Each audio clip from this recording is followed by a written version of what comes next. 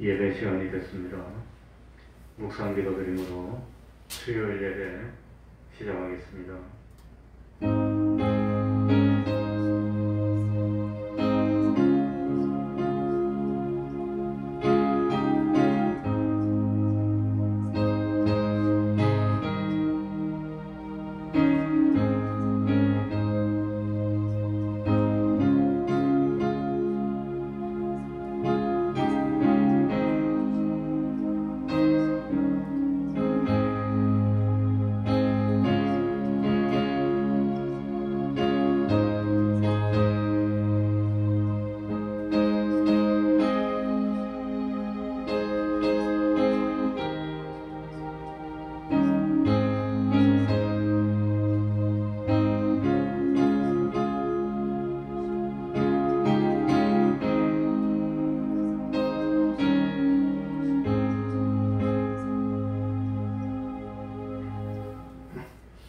하나님 아버지, 이 시간에도 저희들을 하나님 앞으로 불러주시고 산제사를 드림으로 하나님께 영광을 돌리게 하여 주셨으니 참으로 감사드립니다. 하나님 아버지, 코로나가 없어지지 않고 계속해서 전염이 되고 있습니다. 주변에 한 사람 두 사람 코로나에 감염되는 그런 사람들이 나타나고 있습니다. 하나님 아버지, 우리 태평동교회를 주님이 보혈로 깨끗게 하여 주시고 우리 주님이 보호하여 주셔서 참 예배에 코로나가 감염되지 않도록 지켜주시고 우리 스스로도 조심하여서 참으로 이 질병의 시험의 현실에 참 믿음이 후퇴하는 그런 일이 없도록 하여 주시고 낙심치 않도록 하여 주시고 어쩌든지 하나님께 영광 돌리는 저희들이 될 수 있도록 하여 주옵소서. 하나님, 모든 생활들이 정상으로 돌아가지 못하고 뒤죽박죽이 되고 있습니다. 모든 것이 참 아직도 원활하지가 못하고 있습니다. 하나님 지켜주셔서 참 건강한 가운데 하나님을 계속해서 바로 섬길 수 있는 저희들이 될 수 있도록 하여 주옵소서. 하나님 아버지, 어느 것 하나라도 참 하나님과 우리 사이에 끼어 우리의 믿음을 방해하지 못하게 하여 주시고 어떤 형편, 어떤 현실에서라도 참 그 형편에 피동되지 않고 어떤 경우에라도 충성하며 참 하나님을 섬기는 삶을 살고 하나님께 영광 돌리는 저희들이 되게 하여 주시고 이런 어려운 현실을 지날 때마다 우리들의 믿음이 점점 더 장성한 믿음이 되고 점점 더 견고한 믿음이 될 수 있도록 하여 주시옵소서.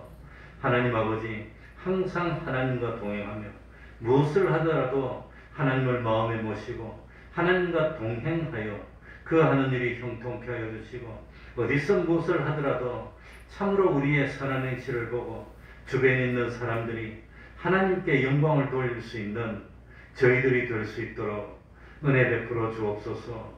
우리 태평동 교회가 참으로 반석 위에 든든히 선 교회가 되게 하여 주옵소서. 아무리 창수가 난다 할지라도 바람이 분다 할지라도 끄떡도 하지 않고 그 자리에서 신앙을 지키는 그런 교회 될 수 있도록 하여 주옵소서. 믿음의 수가 더하게 하여 주시고 말씀의 역사가 흥왕케 하여 주옵소서.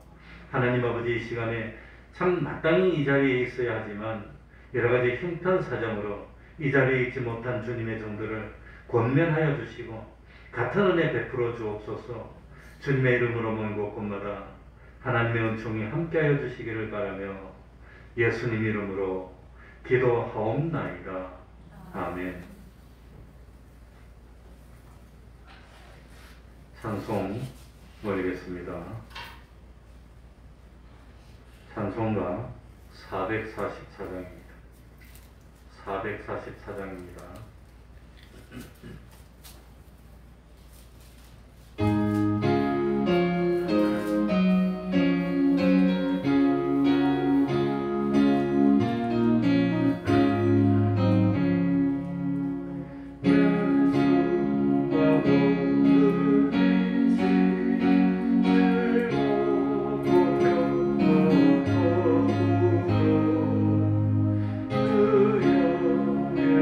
영예로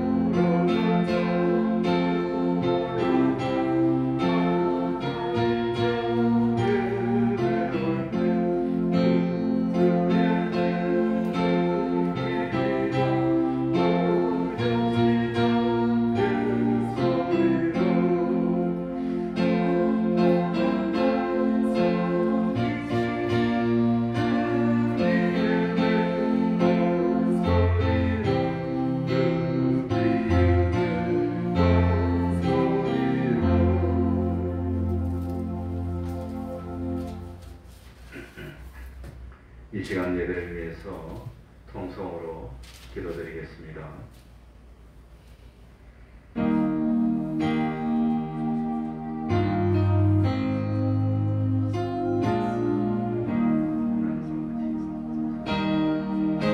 참으로 주님을 영접할 수 있도록 해주옵소서. 진실로 하나님을 믿는 세상을 말씀으로 살 수 있도록 해주옵소서. 아버지 하나님 자기를 쳐서 자기를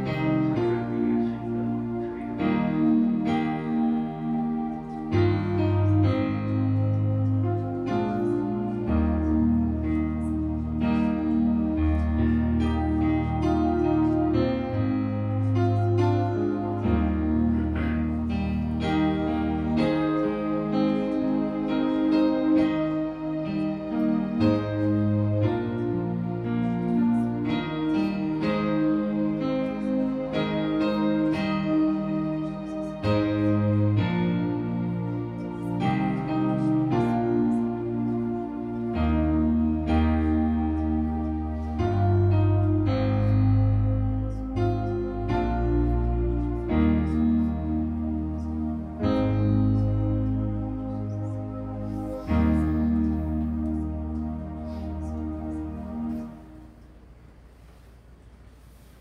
하나님의 말씀 신약 성경입니다. 야고보서 1장 5절입니다. 야고보서 1장 5절입니다.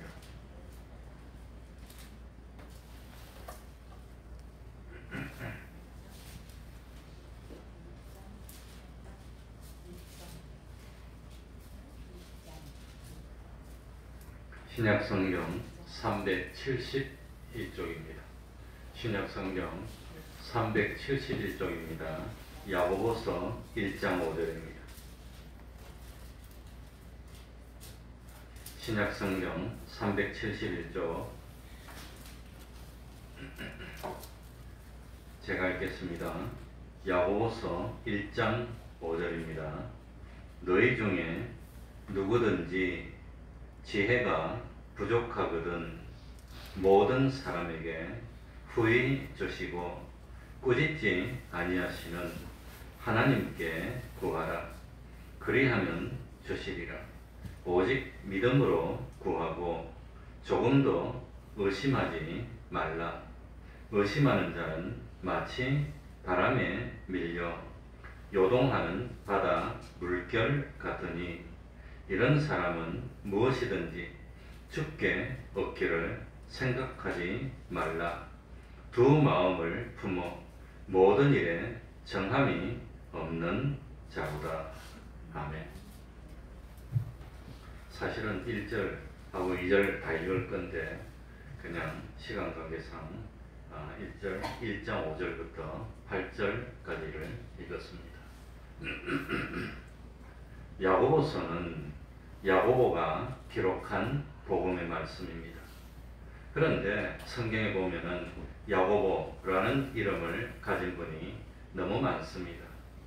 예수님의 제자들 중에서도 야고보라는 이름이 두 사람이나 나옵니다.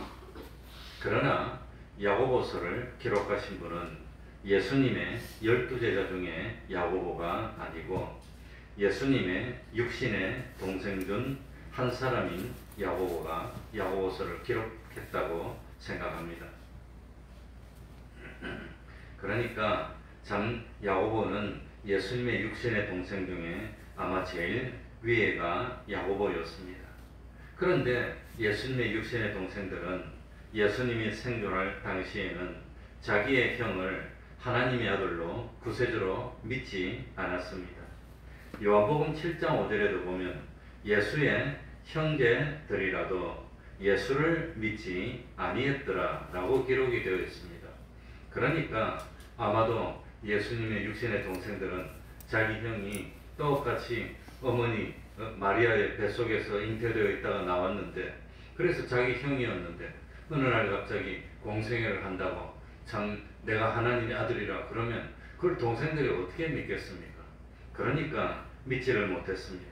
그런데 고린도전서 15장에 보면은 예수님이 십자가에 죽으시고 장사 지내고 부활하신 다음에 그리고 자기 동생들 중에서 특별히 맞이였던 야고보에게 부활한 몸을 보였다고 나와 있습니다.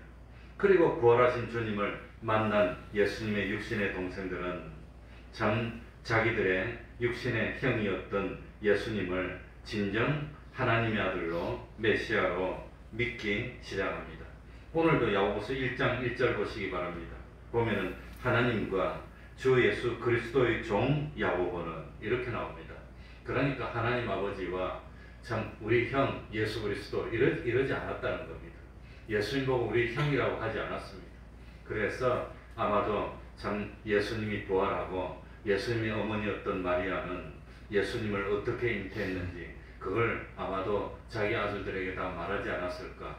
그리고 참 성령님의 의수 잉태에서 낳는 아들이기 때문에 내 아들이지만 저거는 아들이 아니고 하나님의 아들이고 그렇게 아마 말해줬고, 그래서 예수님의 육신의 동생들도 형 30년 동안 형 이러고 살았는데 그 다음부터는 주님 이렇게 됐고, 성경을 적으면서도 예수 그리스도의 종 야고보라고 적었으니 진실로 자기 형님을 하나님의 아들로 믿었다고 하는 겁니다. 그러고 난 뒤에 이 야고보는 예수님을 전하는 이런 전도 활동을 했고 목회자가 됐고 그리고 순교로 끝을 마쳤습니다. 예수님의 동생이었던 야고보는 초대교회의 모교회, 이 참 신약시대의 최초의 교회라고 할 수 있는 예루살렘 교회의 목사님이 된 겁니다. 그래서 예루살렘 교회의 감독이었고 또 초대교회의 모든 면에서 기둥 같은 역할을 했고, 그리고 참 예수님의 동생의 이름이 부끄럽지 않을 만큼 참 많은 일을 했고, 그리고 생명을 하나님께 전하고 순교로 끝을 마쳤습니다. 그러면서 예수님의 동생이었던 야고보는 이 하나님의 감동을 받아서 야고보서를 기록하면서 뭘 강조했느냐? 행함을 강조합니다. 믿음을 실천해야 된다. 행동이 있어야 된다.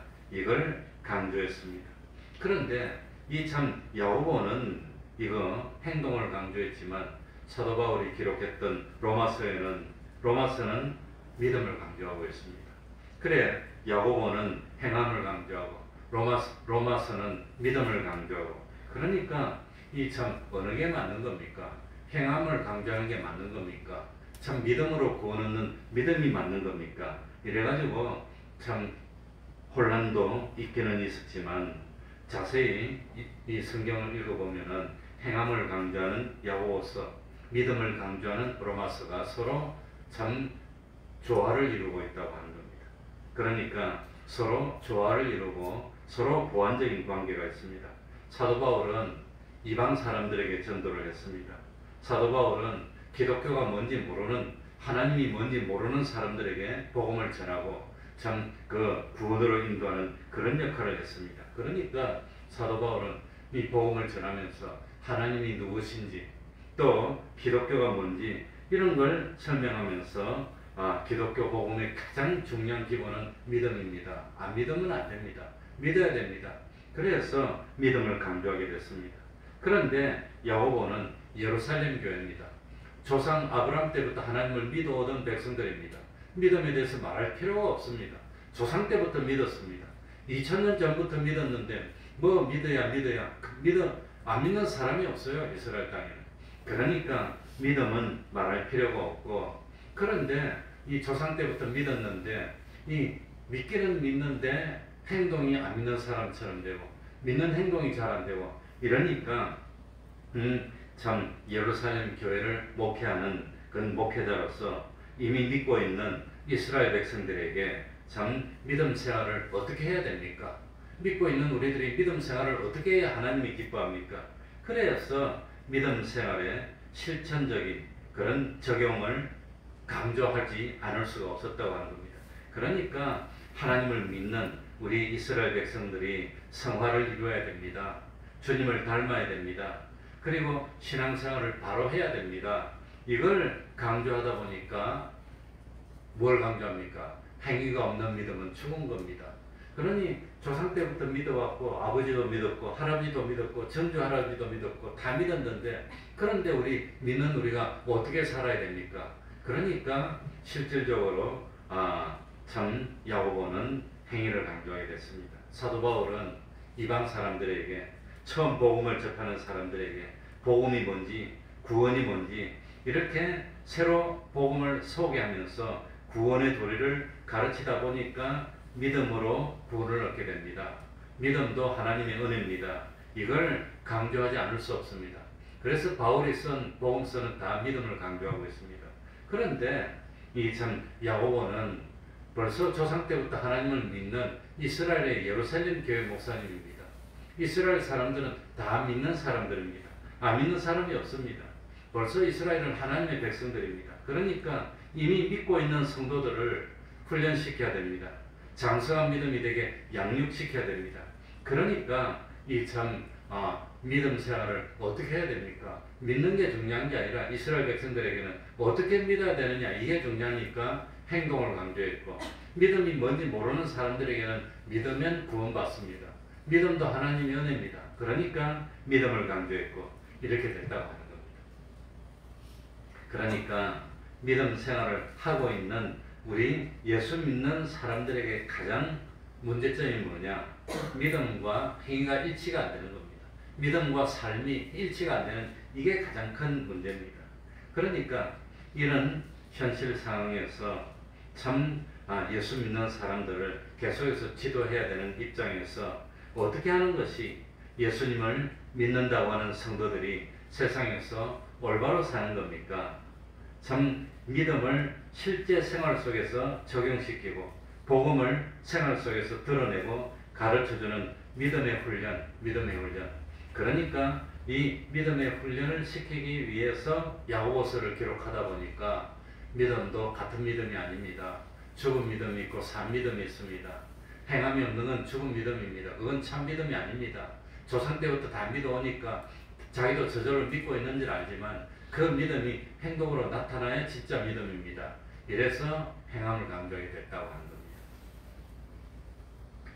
야고보서는 5장으로 되어 있지만 제일 첫 부분에는 성도가 겪는 고난, 시험, 예수 믿는 사람이 시험이 없는 사람이 없어. 예수 믿는데 왜 이리 어렵습니까? 예수 믿는데도 왜 이리 힘이 듭니까? 그래서 성도가 믿음 생활하는 가운데 고난의 문제를 만날 때 어떻게 해야 됩니까? 가르쳐주고 있습니다. 그리고 두 번째로는 이 성도들이 믿는 우리들이 어떻게 생활해야 됩니까? 어떻게 생활해야 됩니까? 행함이 있어야 됩니다. 그걸 강조하고 있습니다. 그리고 세 번째는 우리 예수 믿는 사람은 말을 조심해야 됩니다.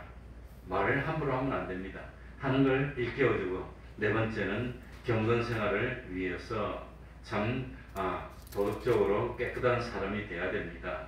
어려운 사람을 도와야 됩니다. 하는 실행을 강조하고 요 네 가지를 강조하고 있는 게 야고보서입니다. 그러니까 이 야고보서 1장에는 시험은 다른 말로 하면 고통입니다. 그러니까 이 참 시험과 고통의 문제. 우리 예수 믿는 사람이 예수를 믿는데도 왜 이렇게 어려움이 많습니까? 예수를 믿는데도 왜 이렇게 하루하루가 힘듭니까? 하는 것을 가르쳐주고 있습니다.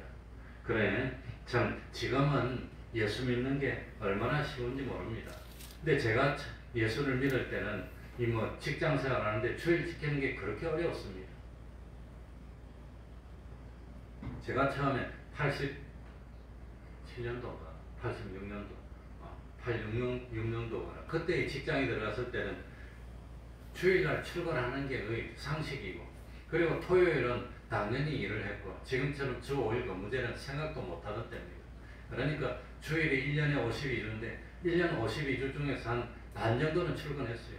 그래 쉬는 시간이 없고 퇴근도 지금처럼 6시, 7시 퇴근하는 게 아니라 9시 반, 10시까지 일했어요. 10시까지. 그러니 이놈 아침에 그냥 아침 일찍 7시 되면 출근해가지고 8시 반, 9시까지 일하는 거야. 퇴근은 안 해요. 퇴근. 개인 사생활이 없어요. 지금처럼 이렇게 일찍 퇴근하고 그리고 토요일도 일도 안 하고 놀고 꿈도 못 꿨습니다. 그러니 어떻게 주일을 지킵니까? 맨날 출근해야 되는데. 그러니 지금 예수 믿는 게 얼마나 쉽고 얼마나 자유로운지 그래, 그런 어려운데 제가 직장 생활 2년 하면서 주일날 한 번도 출근 안 했습니다. 한 번도 출근 안 하고 교회를 다 나오니 직장 생활이 얼마나 힘들고 어렵습니까? 예?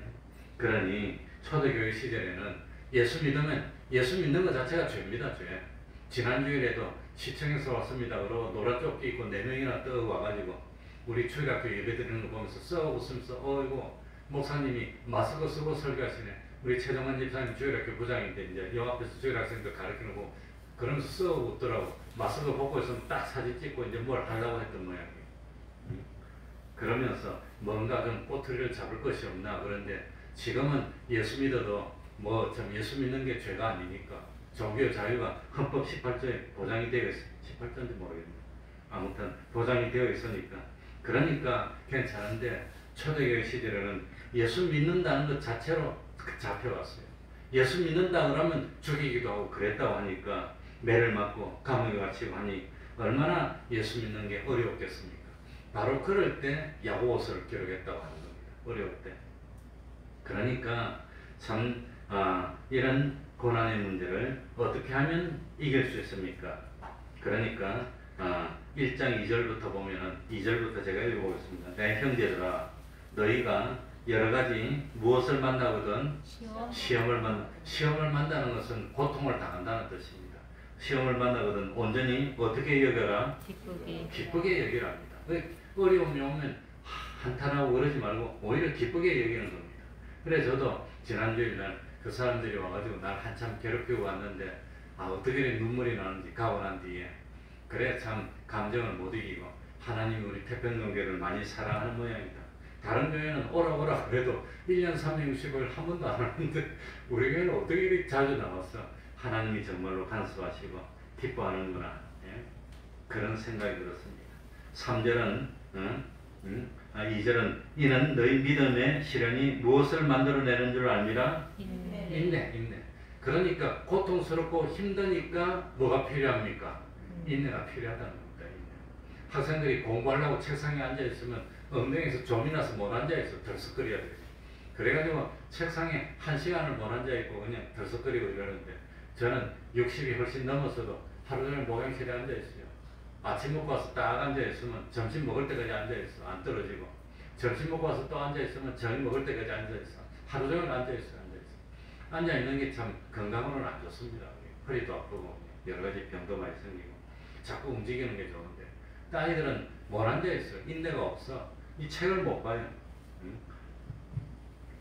그리고 12절에 봅시다. 뭐랬지요? 시험을 참는 자는 뭐가 있도다?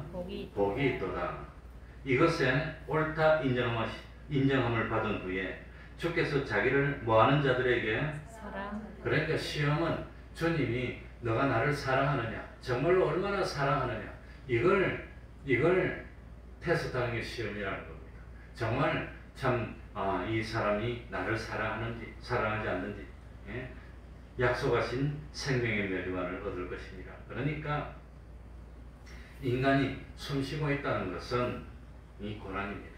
그래 우리 동역자 목사님 사모님 중에서 코로나에 걸렸다가 힘들게 나온 분이 이 뭡니까 인터넷에 자기가 회개한다고 올린 것이 있는데 이분은 그냥 정상적인 목회를 하는 게 아니라 저 신촌에서 외국인 학생들을 상대로 선교를 하는데 중국에서 선교를 하다가 핍박을 받고 중국에서 전도를 못하게 하니까 한국으로 와서 이제 외국인 학생들을 대상으로 선교를 하는데 그 중에 주일날 예배 드리는데 학생 한 사람이 아마 감염됐는데 모르고 교회 참석해가지고 그 학생 옆에 있다가 사모님이 옮았어. 그런데 다행스럽게 그 교인들 중에서 사모 한 사람만 옮았다. 다른 사람은 아무도 안 오고. 그리고 그 옮긴 학생은 정세가 가벼워서 그냥 나와서 괜찮고 이 사모님은 처음에는 이 감기기가 있고 열도 나고 그래가지고 그래서 PCR 검사를 하니까 음성으로 나왔어. 그냥 감기인 줄 알았답니다. 안 났더랍니다. 안 나고 자꾸 열이 계속 나고 일주일 지나고 더 몸이 아프고 그래서 한 번 더 맞아보니까 코로나로 확진이 나버렸어요. 그래가지고 코로나로 확진이 나와서 처음에는 집에 있었는데 하루 이틀 지나니까 급격하게 나빠져가지고 숨을 못 쉬겠더라고요. 계속 해서 이렇게 쉬어야 되는데 하루 24시간 계속 이렇게 해야 되는 거예요. 그렇게 해도 숨이 계속 차고 숨이 계속 가고 그러니까 이게 코로나가 우한 폐렴 아닙니까? 폐렴이니까 폐가 나빠지는 병이에요. 근데 숨을 못 쉬고 폐가 벌써 폐렴이 돼가지고 망가져 버렸어. 그 엑스레이를 찍으니까 허옇게 나오고 그래가지고 119를 타고 그냥 병원으로 갔는데 병원에 가도 치료를 안 해주더래요. 그냥 약도 안 주고 링거도 안 주고 그냥 놔두더라고요. 그래갖고 계속 숨이 아파서 이렇게 하고 이러다 죽나 힘들고 못 살겠고 그래가지고 죽음이 눈앞에 오고 이 위기가 오고 그러다가 못 이기면 죽을 텐데 그래 하나님께 기도를 했답니다. 야 내가 참 교만했구나. 한참 기도를 하고 성도들을 기도를 하고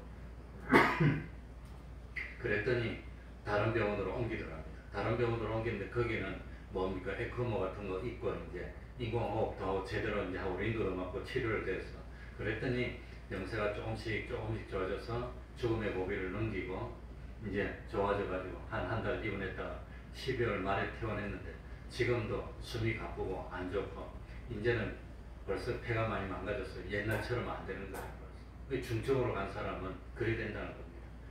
그러니 폐가 벌써 이만큼 망가졌으면 이 폐가 이 산소호흡을 하는데 숨을 들어 마셔도 옛날처럼 충분히 못 들어 마시니까 옛날처럼 운동도 못하고 가격하게 못하고 이 폐가 이제 한쪽이나 조금 남았으니까 그거 가지고 숨 쉬려니 숨이 차고 힘들고 그렇게 되니까 얼마나 힘들고 얼마나 어렵겠습니까?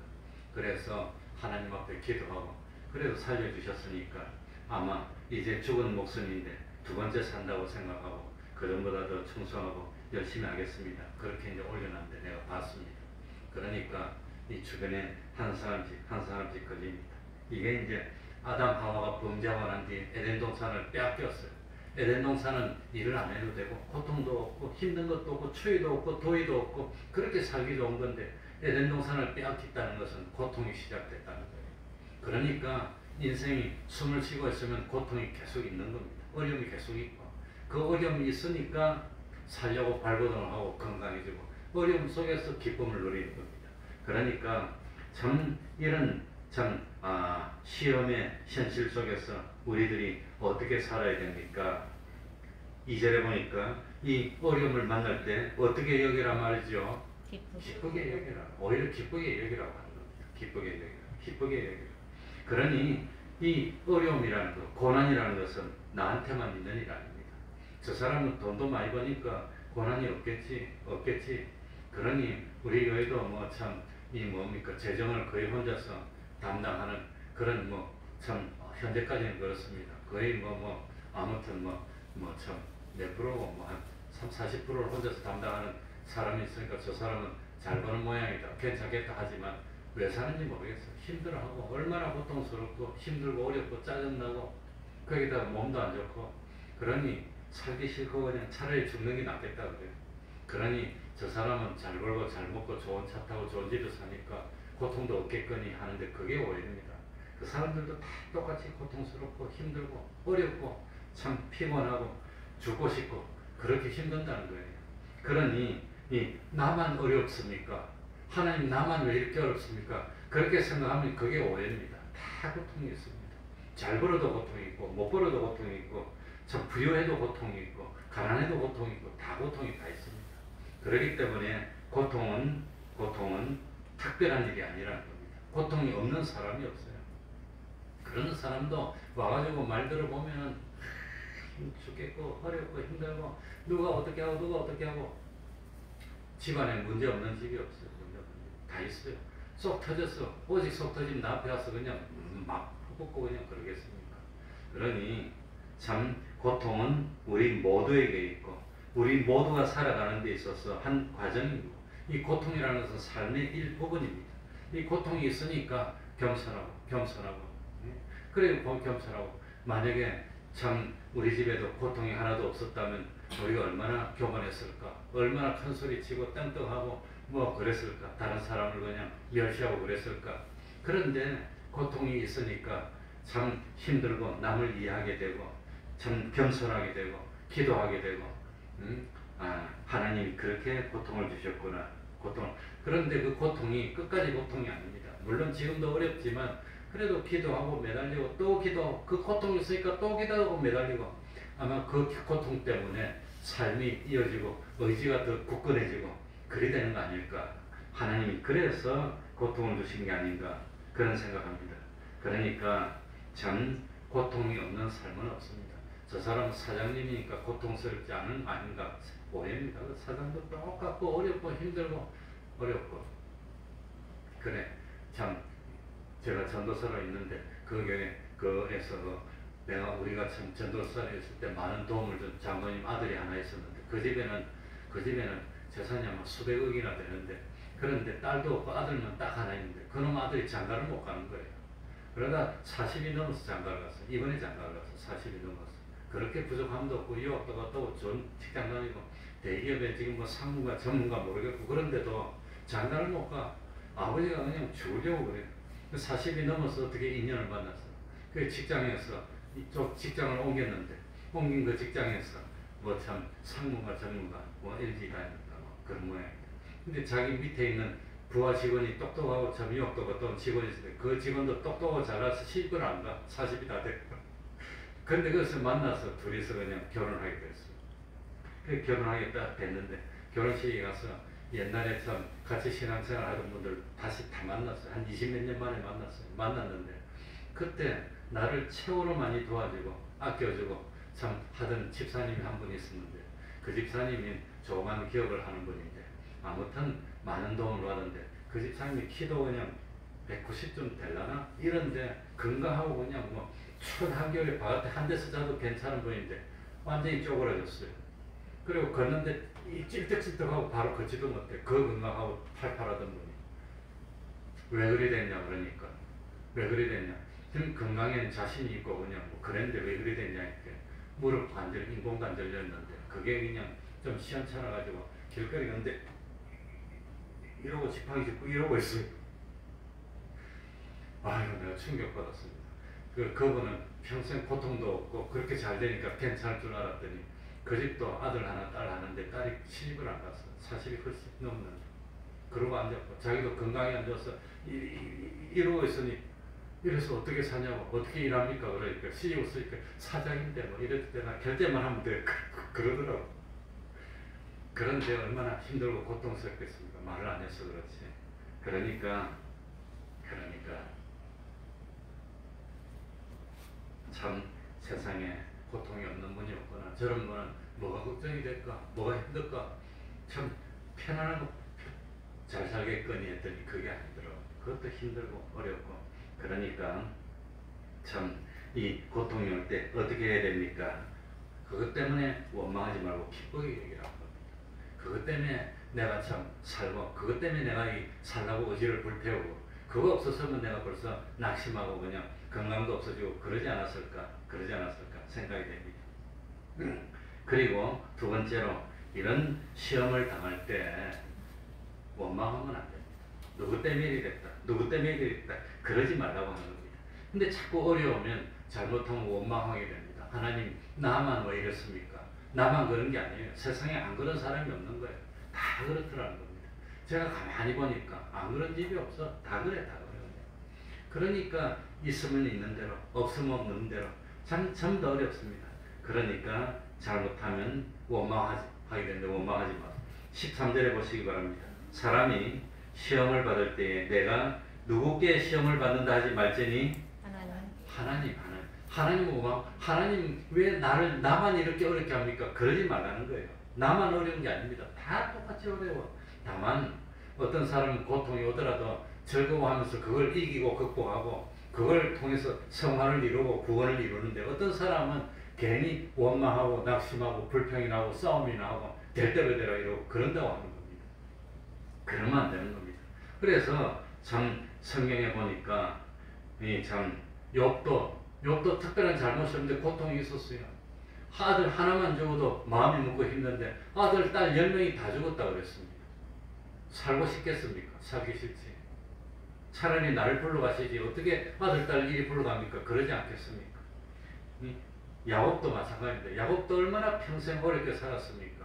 멀쩡히 살아있는 아들을 형들이 노예로 팔아먹고 죽었다고 거짓말을 하고 얼마나 속이고 쏟고 야곱도 어렵고 요셉도 멀쩡한 요셉이 왜 형들한테 잘못한 것도 없는데 노예로 팔아가지고 노예로 팔려갖고 노예가 됩니까? 얼마나 낙심이 되겠습니까? 그것만 해도 그런데 양심을 속이지도 않았는데 보디발의 아내가 참 유혹을 하다가 뿌리쳤더니 오히려 혐의를 뒤집어서 자기를 갖다가 뭐 참 어떻게 하려고 한다 그래서 오히려 징역감이 얼마나 억울하겠습니까? 우리가 뭐 그런 고통을 당해본 적이 있습니까? 얼마나 억울하겠습니까?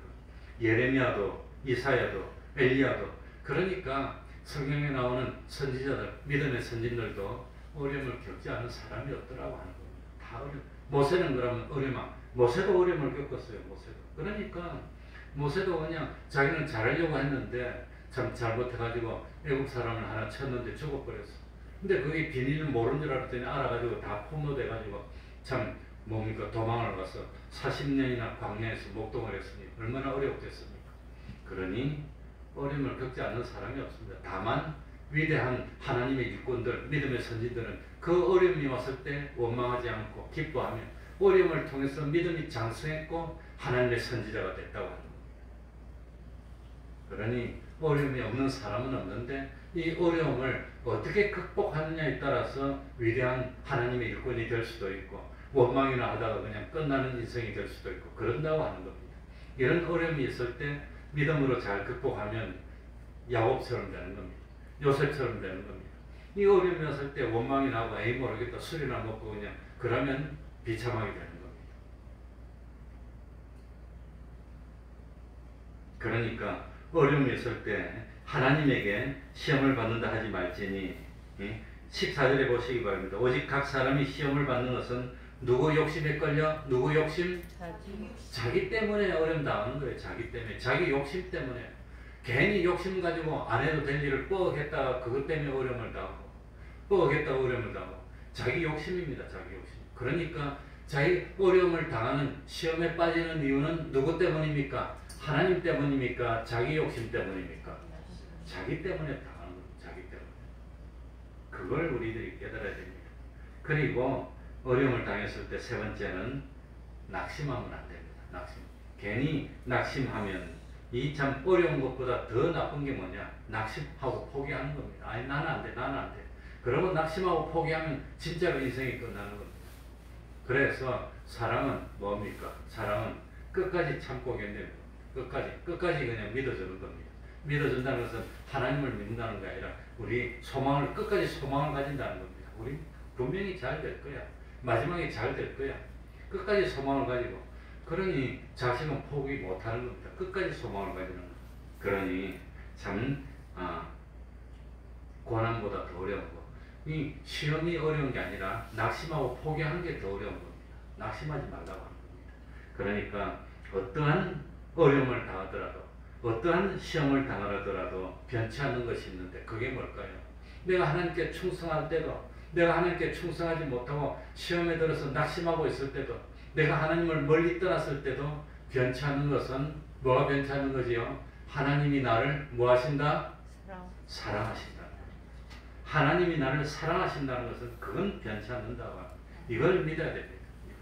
그러니까 참 그런 고통이 오고 어려움이 오고 시험이 왔을 때 우리에게 필요한 것이 뭡니까? 그게 믿음이라는 겁니다.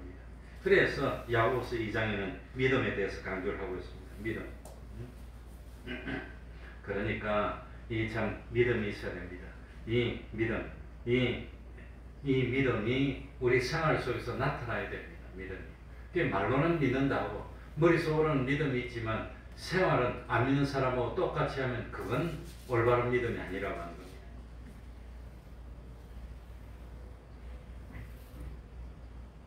그러니까 예수 믿는 사람이 욕을 먹고 하나님 앞에서 빛이 되고 소금이 되지 못하는 이유가 뭡니까?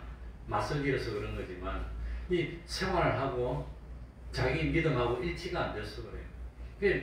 참 믿는다면 이 믿는 사람으로서 합당한 생활을 하고 합당한 행동을 해야 되는데 믿는다 해놓고 믿음에 합당한 삶을 안 사니까 욕을 먹는 겁니다. 빛이 되지 않고 하나님께 영광이 안 된다고 하는 겁니다. 그러니까 참 야고보서 2장 1절부터 보면은 예수 믿는 사람은 다른 사람을 판단할 때 외모로 판단하면 안 됩니다. 그 사람이 참 가난하다고 해서 그 가난한 거는 뭐 가난한 거지, 가난한 게 죄도 아니고 가난한 게 잘못도 아닌데 가난하니까 멸시하면 안 된다는 겁니다. 이 가난한 거는 가난한 거고, 하나님이 많이 안 주면 가난한 거고, 하나님이 많이 주시면 부유한 거지. 그런데 가난하다고 해서 인격이 모자라는 사람도 아니고 그것도 아무것도 아닌데, 그런데 그것 때문에 멸시하면 안 되는 겁니다. 공부도 마찬가지입니다. 응? 최선을 다하는 게 중요한 거지. 뭐 공부 열심히 해서 성적이 나오면 그 성적이 뭐 인격을 뭐 좌우하고 그래서는 안 된다는 겁니다. 근데 공부를 좀 성적 1등이 아니라고 멸시하고 학대하고 핍박하면 그건 정말 아닙니다. 그건 잘못입니다. 그러면 안 된다는 겁니다. 그러니까 예수 믿는 사람이 볼 때는 그건 뭡니까? 사람의 가치가 그 사람에게 하나님이 함께하는 데가 있는 것이지 사람의 가치가 외모에 있는 게 아닌데 외모 가지고 판단하면 하나님 앞에서 죄를 짓는 겁니다. 그러니 하나님이 애굽에서 하나님의 백성을 선택할 때 이스라엘 백성을 선택했지 강하고 건강한 애굽 백성을 선택한 게 아닙니다.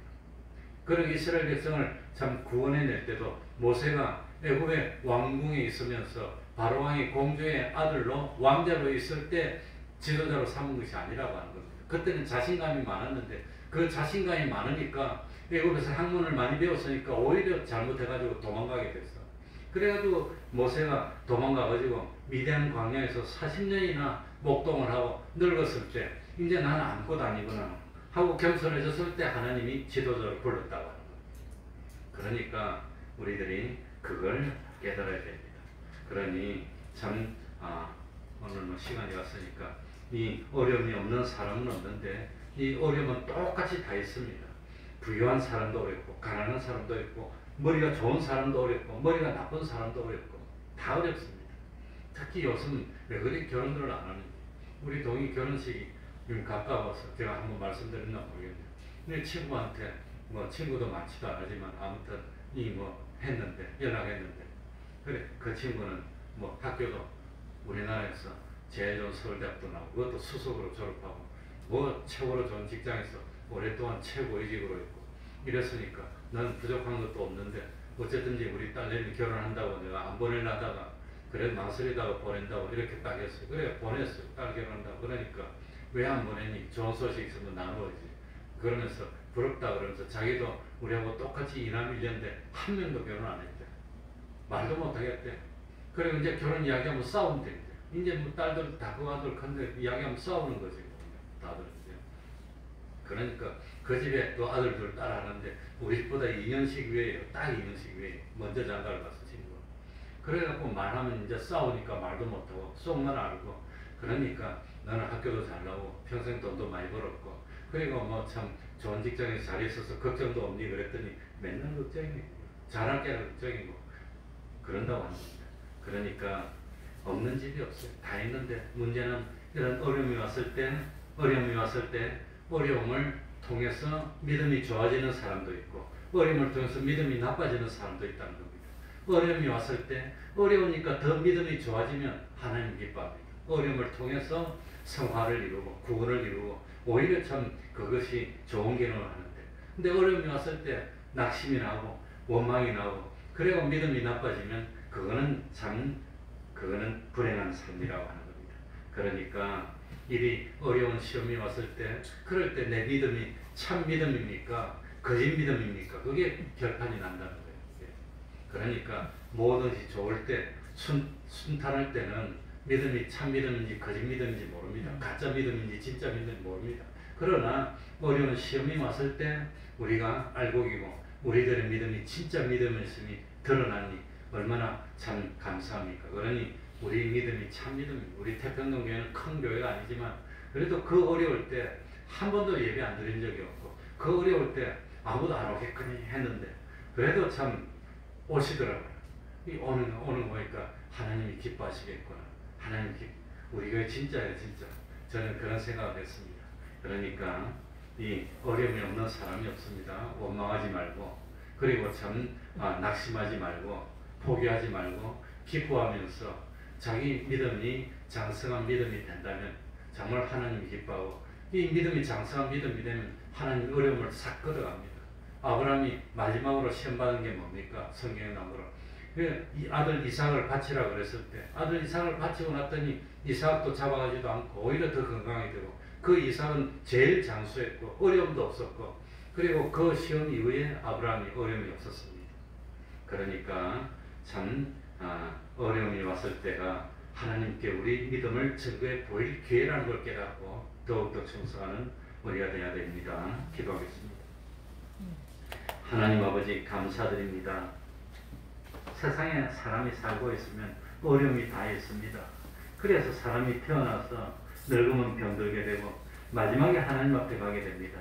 그러나 이 과정 속에서 어떤 사람은 예수를 믿었고 영생을 얻었고 소망 가운데 부활의 소망을 가지고 살았고, 어떤 사람은 어려움이 왔을 때 낙심이 나고 원망이 나고 불평이 나다가 참 망하고 맙니다. 하나님 아버지, 진정 믿음이 있는 우리라면 어려움이 올 때 오히려 그 어려움 속에서 믿음이 더 좋아지고, 참 믿음으로 어려움을 극복했더니 오히려 참 사망의 음침한 골짜기를 지나고 난 뒤에는 그런 쉴만한 물가와 푸른 초장으로 나가서 오히려 그전보다도 좋아지고 참 나아지는 그런 하나님의 축복을 받는 저희들이 될 수 있도록 하여 주옵소서. 이런 어려움이 오면 하나님께 우리 신앙의 참 진실된 모습을 보일 기회가 왔다고 오히려 기뻐하고 즐거워하며 더욱더 충성하여서 참 하나님을 기쁘시게 하고 하나님께 영광 돌리고, 그리고 세상 사람들이 우리의 착한 행실을 보고 하나님께 영광을 돌린다면 오히려 어려움은 참 축복이 될 줄 압니다. 하나님 아버지, 참 참고 견디는 인내를 기르게 하여 주시고 소망을 기르게 하여 주시고, 그리고 시험이 옳다 인정함을 받고 생명의 멸관을 얻는 저희들이 되어서 다 함께 한 사람도 나고 하지 않고 손에 손을 잡고 하나님의 영광에 동참하여 영원히 기쁨을 누리는 저희들이 될 수 있도록 은혜 베풀어 주시옵소서. 예수님 이름으로 기도하옵나이다. 아멘. 찬송 올리겠습니다. 찬송가 456장입니다. 456장입니다.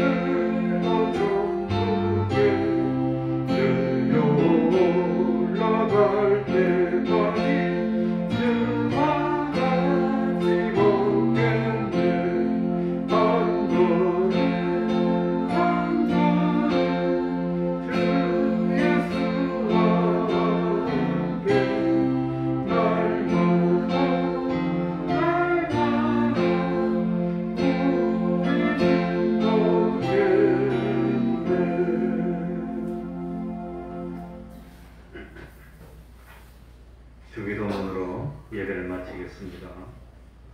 하늘에 계신 우리 아버지여, 이름이 거룩히 여김을 받으시오며 나라의 임하옵시며 뜻이 하늘에서 이루는 것 같이 땅에서도 이루어지이다. 오늘날 우리에게 일용할 양식을 주옵시고 우리가 우리에게 죄 지은 자를 사하여 준 것 같이 우리 죄를 사하여 주옵시고 우리를 시험에 들게 하지 마옵시고 다만 악에서 구하옵소서. 대개 나라와 권세와 영광이 아버지께 영원히 있사옵나이다. 아멘.